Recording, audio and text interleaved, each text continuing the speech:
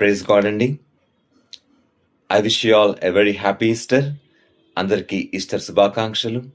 యేసుక్రీస్తు వారి పునరుద్ధానం ఈస్టర్ రోజున మరి ఆయనకు గొప్ప శక్తియు అధికారము మరణం మీద ఏ రీతిగా ఉందో మనకి మరొకసారి బయలుపరచబడింది.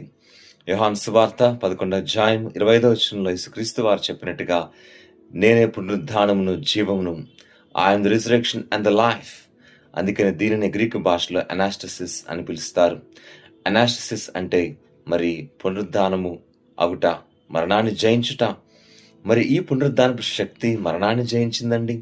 సర్వ మానవాళికి అసాధ్యము, ఇంకా మనం లేస్తామా మరణించిన తర్వాత అనే ప్రశ్నకి జవాబునిచ్చింది. That is why in the history this is the most significant point. కాబట్టి దేవుని విశ్వాసులారా, ఈ పునరుద్ధానపు శక్తి మరి మన జీవితాల్లో నూతనమైనటువంటి ఆశని చిగురిస్తుంది. ఆ విశ్వాసంతో మనం ముందుకు సాగినట్లయితే దేవుని యొక్క కార్యాలు ఎన్నో మనం చూడవచ్చు. ఆమేన్.